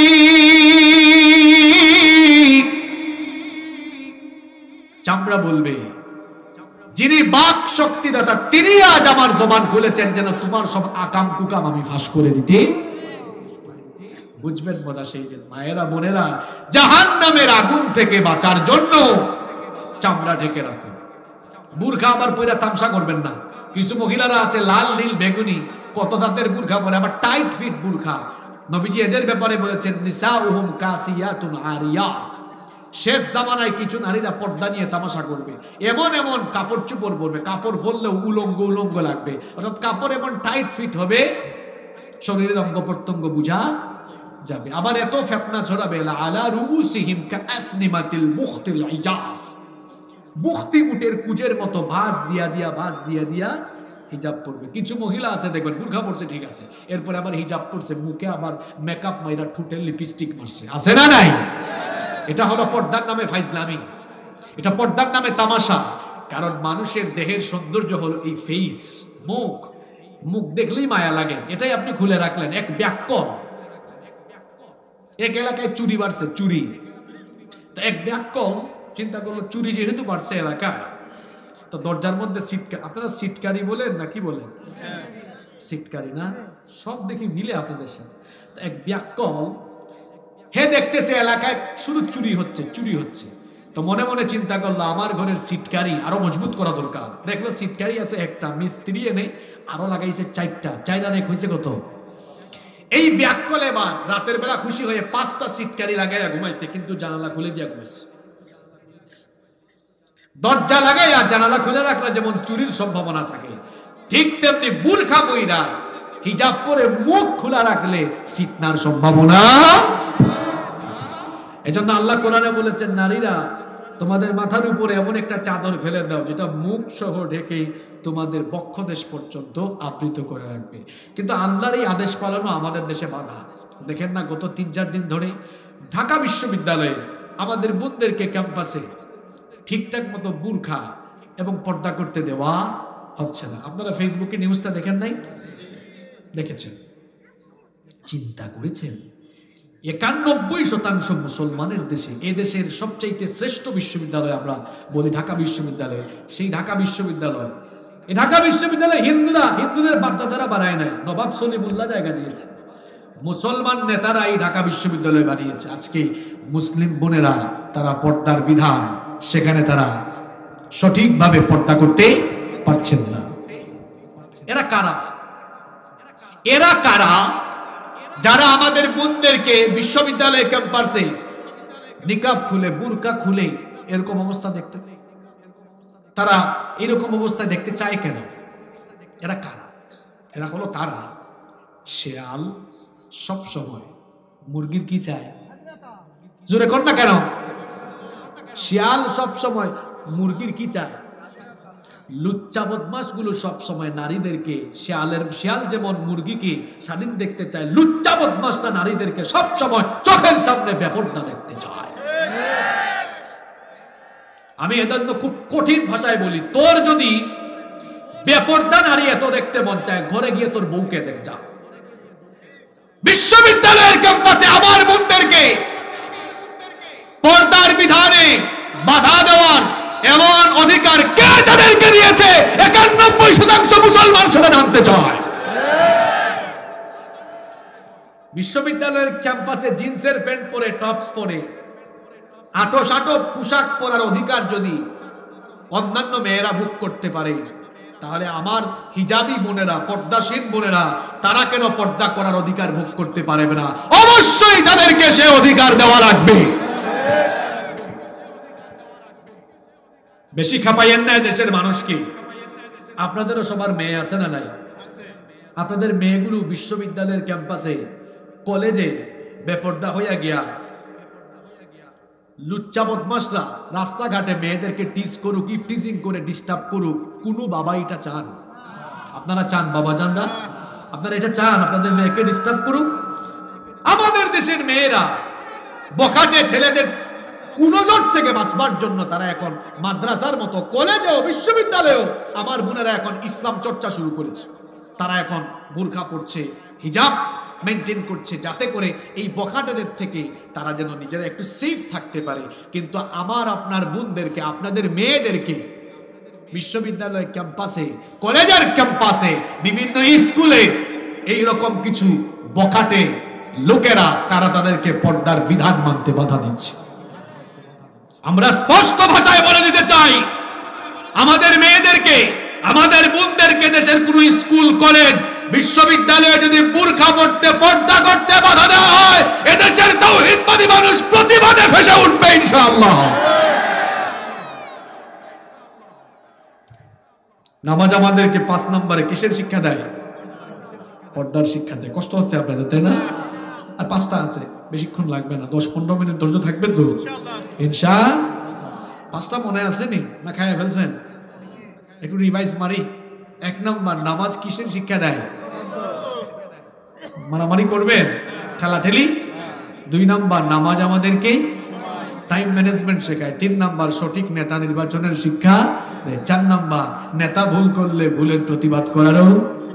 5 নম্বর, পর্দার শিক্ষা। এরপরে 6 নম্বর, নামাজ আমাদেরকে ডিসিপ্লিন শিখায়। ডিসিপ্লিন, শৃঙ্খলা। সুবহানাল্লাহ, কিরকম শৃঙ্খলা! মসজিদে হারামে আপনারা দেখবেন সেখানে ওই যে কাবার চত্বরে মানুষ নামাজে দাঁড়ায় কেমনে? গোল গোল হয়ে। কারণ সেখানে চতুর্দিকটাই কিবলা, চতুর্দিকটাই কিবলা। আমি যতবার গিয়েছি এই দৃশ্যটা আমি মন ভরে দেখেছি। কিরকম? তওয়াফ চলছে, তওয়াফ চলছে, কেউ এদিকে কেউ এদিকে। যখন ইকামত হয়েছে, আল্লাহু আকবার, আল্লাহু আকবার, আল্লাহু আকবার, আল্লাহু আকবার, আশহাদু আল্লা ইলাহা ইল্লাল্লাহ, আশহাদু আল্লা ইলাহা ইল্লাল্লাহ। ইকামত শুরু হইছে, গুলগুল হয়ে মানুষ দাঁড়াইতে 10 সেকেন্ডও সময় লাগে না। সুবহানাল্লাহ। আমাদের মসজিদে কি হয়? জুমার দিনে দেখবেন কেউ সামনে, কেউ পিছনে, কেউ এদিকে ওইদিকে বসছে। যখনই খুতবা শেষে ইমাম সাহেব মেহরাবে চলে যান আর মুয়াজ্জিন ইকামত দেন, সবাই লাইন ধরে দাঁড়ায় যায়, সুবহানাল্লাহ পড়েন। এত সুন্দর শৃঙ্খলা মসজিদে আছে। এই শৃঙ্খলা যদি মসজিদের বাহিরে আমাদের থাকতো তাহলে তো ভালো হইতো, কিন্তু আছে। মসজিদের বাইরে যদি আপনারা বলেন, এই এখানে যদি বলা হয় তবরক আজকে নাই, যদি বলা হয় তবরক দেওয়া হবে, লাইন ধরেন, দেখবেন একজনের ঠেলাই আরেকজন সামনে আসবে আগে নেওয়ার জন্য। শৃঙ্খলা। যদি বলা হয় একটু লাইন ধরেন, লাইন ভাঙবে। কি বিশ্রী অবস্থা যে মুসলমানদেরকে নামাজের ভেতরে শৃঙ্খলা শেখানো হয়, ওই মুসলমানরাই নামাজের বাইরে এত বিশৃঙ্খল। এরকম আছে না নাই? কোরআনের মাহফিলে শৃঙ্খলা আছে। এই যে আপনারা সবাই চুপচাপ, এটা যদি কোনো রাজনৈতিক সমাবেশ হতো, দেখতেন এ হের সাথে কথা বলে, হে এর সাথে কথা বলে, চেয়ার দিয়ে একজন আরেকজনের মাথা ফাটায়। আছে না নাই? শৃঙ্খলা। কোরআন যেখানে শৃঙ্খলা, ইসলাম যেখানে শৃঙ্খলা। কয়টা বলছি?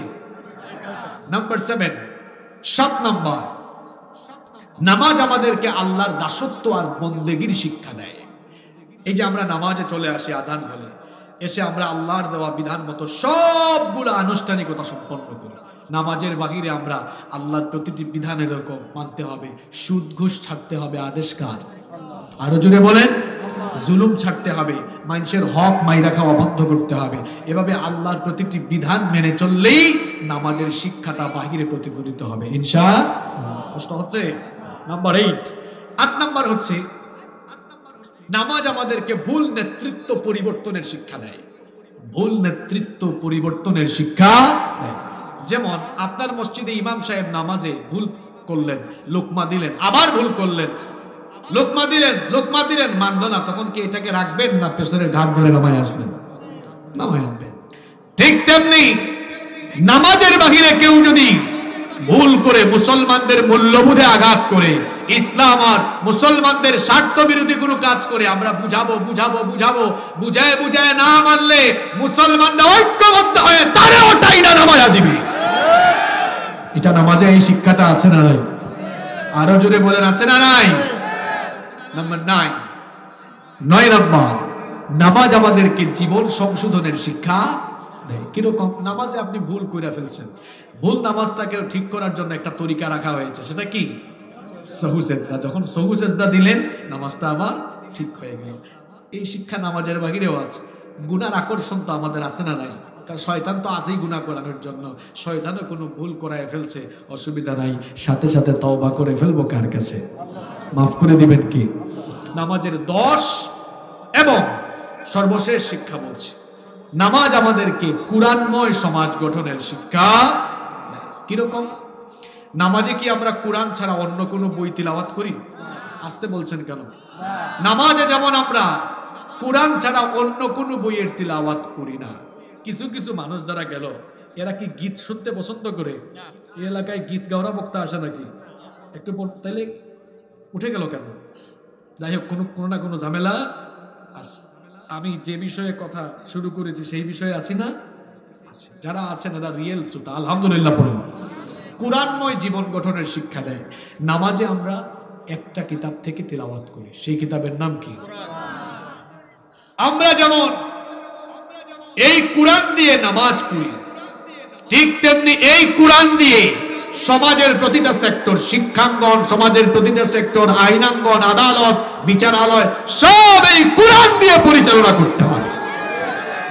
এই শিক্ষা নামাজের ভিতরে আছে। এই কুরআন এখন নামাজে আছে, কিন্তু সমাজে ও নামাজি কুরআন দিয়ে নামাজ পড়ো, সমাজ কেন গড়ো না? ও নামাজি কুরআন দিয়ে নামাজ পড়ো, সমাজ কেন গড়ো না? সমাজ যদি কোরআন দিয়ে পরিচালনা না হয়, এই সমাজের আমূল পরিবর্তন আসবে। আমি যদি সারা রাত এখানে সুদের বিরুদ্ধে ওয়াজ করি, হয়তো কিছু কিছু সুদখোর ভালো হবে, কিন্তু সবাই ভালো। কিন্তু কোরআনকে যদি পার্লামেন্টে ঢোকানো হয়, কোরআনকে যদি আইন বানানো হয়, আইনের কিতাব বানিয়ে যদি বলা হয় এই কোরআনে সুদ নিষিদ্ধ করা হয়েছে, এখন থেকে সুদ খাইলেই বিপদ, সাথে সাথে অ্যাকশন নেওয়া হবে। একটা আইন করার পরে দেখবেন ওয়াজে যা হয় না, একটা আইনের কারণে সারা দেশে সুদ মুহূর্তেই বন্ধ হয়ে যাবে। তাহলে বোঝা গেল অন্যায়, হারাম, মূলোৎপাটনে কোরআনের শাসনের কোনো বিকল্প। আমরা কোরআনের শাসন চাই কি চাই না? কারা কারা চান না হাত তোলেন। মাশাআল্লাহ মাশাআল্লাহ, মনোযোগ আছে। কয়টা শিক্ষা বললাম? সবাই জোরে বলেন কয়টা? আমি খুব অসুস্থ, ঠান্ডাও লাগছে, একটু জ্বরও আছে। কথা বুঝতে কষ্ট হয় নাই তো আপনাদের? আলহামদুলিল্লাহ। এই যে 10টা শিক্ষার কথা বললাম, বলেন তো আপনারা, এই 10টা শিক্ষা যদি নামাজের বাহিরে আমরা প্রতিফলিত করতে পারতাম, আমাদের সমাজটা সুন্দর হতো না? সুন্দর হতো কিনা? এই 10টা শিক্ষা আমরা বাস্তবায়ন করতে পারবো তো? ইনশাআল্লাহ পারবো তো? কারা কারা পারবো? আমরা ঐক্যবদ্ধ থাকবো ইনশাআল্লাহ। সবাই 5 ওয়াক্ত নামাজ পড়বো তো? আল্লাহ তৌফিক দান করুন।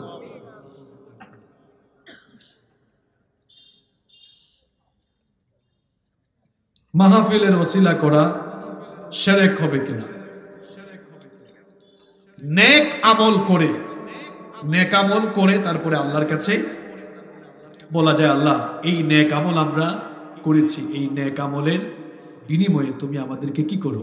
যেমন আমরা নামাজ পড়ি, রোজা রাখি, বা যে কোনো ভালো আমল আমরা করি। ভালো আমল করে যেভাবে আল্লাহর কাছে চাওয়া যায়, তো মাহফিল এটা ভালো আমল না খারাপ আমল? আমরা মাহফিলে আসলাম, এখানে শয়তানের বিরুদ্ধে লড়াই করে আসি নাই? কথা বলেন না কেন? শয়তান কি চাই আমরা কোরআন শুনবো? এই সময়টা আমরা চাইলে সিনেমা দেখতে পারতাম না? এই সময়টা চাইলে ক্যারাম খেলতে পারতাম না? এই সময়টা ফেসবুক চালাতে পারতাম না? এই শয়তানের সাথে তো আমরা জিহাদ করে এই সময়টা এসে কাজে লাগালাম। আমরা এরকম ভালো কাজ করে আল্লাহর কাছে চাইতে পারি যে আল্লাহ আমাদেরকে কি করেন? মাফ করে দেন। আর কোনো প্রশ্ন আনিয়েন না। প্রশ্ন মাহফিলের মধ্যে মানুষ বেশিরভাগ করে ভেজাল লাগানোর জন্য। বেশি প্রশ্ন যারা করে এদেরকে বলবো, যদি বেশি উত্তর জানতে মন চায় মাদ্রাসায় গিয়ে ভর্তি হন। একদিনের প্রশ্ন উত্তরে আপনি ইসলাম পুরাটা বুঝা ফেলবেন না। আমাদের অভিজ্ঞতা আছে তো, মাহফিলে যারা প্রশ্ন করে বেশিরভাগই জানার জন্য নয়, ফেস ফুস লাগানোর জন্যই প্রশ্ন করে। উম্মতের ঘরে আগুন লেগেছে, একটু পানি ঢালেন, ঠান্ডা হোক। কেরোসিন ঢাইলে দিয়ে আগুন আরো বাড়াইয়েন না। কথা বুঝেন নাই? উম্মতের ঘরে আগুন লেগেছে, পানি ঢালেন, ঠান্ডা করেন, শান্ত করেন। কেরোসিন ঢেলে আগুনের তেজ আরো বাড়াইয়েন না। আগুনের তেজ বাড়লে উম্মতের ঘর জ্বলে পুড়ে ছাই হয়ে যাবে। আর কেমনে বুঝাইতাম আপনাদেরকে? আল্লাহ বুঝার তৌফিক দান করেন। এতই যদি প্রশ্ন উত্তরের মন চায়, সরাসরি তলবে ইলম হয়ে মাদ্রাসায় যান, 2-3 বছর গিয়ে পড়াশোনা করেন, 8-10 বছর পড়েন। কারণ একদিনের প্রশ্ন উত্তরে ইসলাম আপনি বুঝতে পারবেন না। এই জন্য একবারে কামিল পাস করা যায় না। ক্লাস 1-2 থেকে শুরু করতে হয়। একবারে মাস্টার্স শেষ করা যায় না, একবারে দাওরায়ে হাদিস শেষ করা যায়। আর প্রশ্ন উত্তরের জন্য বড় বড় আলেমদের কাছে আপনারা যাবেন। আমরা বড় কোনো আলিম নই। আর আমি চেষ্টা করি সবসময় মাহফিলে এ ধরনের ইখতিলাফি বিষয়কে এড়িয়ে যাওয়ার জন্য। ওই যে বললাম, উম্মতের ঘরে আগুন, ঠান্ডা করা দরকার। এক থাকবো আমরা, ভাইয়ে ভাইয়ে মারামারি করব। আল্লাহ বুঝার তৌফিক দান করেন। মাহফিল কমিটির কোনো বক্তব্য থাকলে আমরা সংক্ষেপে শুনবো, নইলে আমরা সংক্ষিপ্ত মোনাজাত করবো নাকি? কোনো বক্তব্য নাই না?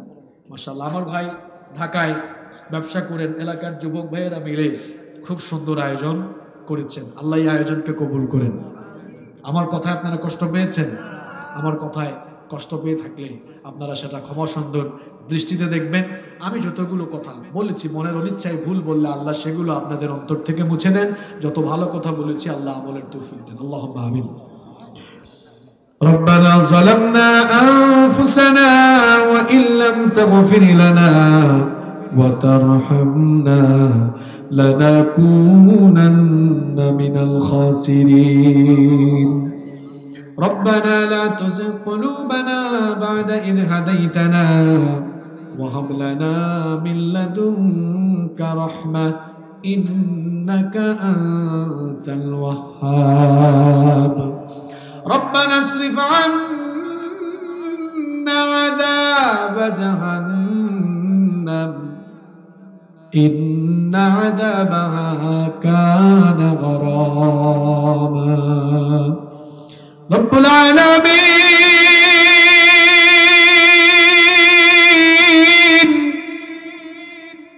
গভীর রাত পর্যন্ত আমরা তোমার কোরআন পাগল বান্দারা নীরবে বসে বসে তোমার কিতাব থেকে আলোচনা শুনে জীবনের সমস্ত গুনাহগুলোকে সামনে নিয়ে লজ্জিত হয়ে অনুতপ্ত হয়ে ভিখারির দোকানে হাত তুলেছি। ওগো মালিক, এত গুনাহ করেছি, গুনাহ করতে করতে নফসটাকে আমরা কলুষিত বানিয়ে ফেলেছি। এত পাপ আমরা করেছি, পাপ করতে করতে পাপের দরিয়ার অতল তলদেশে অবগাহন করেছি গো আল্লাহ। যতই আমরা পাপ আর গুনাহ করি না কেন, তুমি তো বলেছো লা তাকুনুতু মির রাহমাতিল্লাহ। তুমি তো বলেছো বান্দারে আমার রহমত থেকে নিরাশ হয়ে যাইস না। ওগো মালিক, সেজন্য তোমার রহমতের আশা করে জীবনের সমস্ত গুনাহগুলোকে সামনে নিয়ে আমরা ভিখারির দোকানে হাত তুলেছি। মাবুদ, খালি হাতে আমাদেরকে ফিরাইও না। আমরা যত গুনাহ করেছি, সগীরা কবীরা শিরক বিদআত জানা ও জানা যত গুনাহ করেছি, মেহেরবানি করে আমাদের সমস্ত গুনাহগুলোকে তুমি মাফ করে দাও। রব্বুল আলামিন, আমাদের সবাইকে 5 ওয়াক্তের নামাজি বানিয়ে দাও। আমাদের স্ত্রী, সন্তান, সন্ততি, পরিবারের সবাইকে নামাজি বানিয়ে দাও। রব্বুল আলামিন, আমাদের আব্বা আম্মাকে তুমি মাফ করে দাও।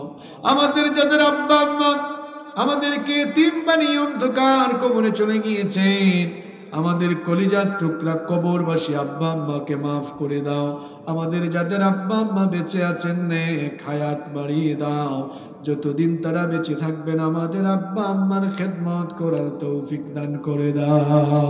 আল্লাহুম্মা গফিরলি ওয়া লিওয়ালিদাইয়া ওয়া কুর রাব্বিরহামহুমা কামা ربياني صغيرا رب ارحمهما كما ربياني صغيرا রব্বুল আলামিন আমাদের যত আত্মীয় স্বজন কবরে চলে গিয়েছেন সবাইকে মাফ করে দাও রব্বুল আলামিন এই বাগাডাঙ্গা এলাকায় কবরস্থানে যে সকল মুর্তেগানরা শহীদ হয়েছেন সকলের কবরের আযাবকে মাফ করে দাও রব্বুল আলামিন আজকের এই মাহফিলের আয়োজনকে তুমি কবুল আর মঞ্জুর করে নাও এই মাহফিলে যারা দান সদকা করেছেন এই মাহফিল বাস্তবায়নে যারা পরিশ্রম করেছেন কষ্ট করেছেন আর আমরা যারা মাহফিলে এসেছি কাল কিয়ামতের কঠিন দিনে এই মাহফিলকে আমাদের সকলের জন্য নাজাতের ওসিলা বানিয়ে দিও রব্বুল আলামিন অসংখ্য মা বোনেরা মাহফিলে এসেছেন আমার মা বোনদের জীবনের গুনাহগুলো মাফ করে দাও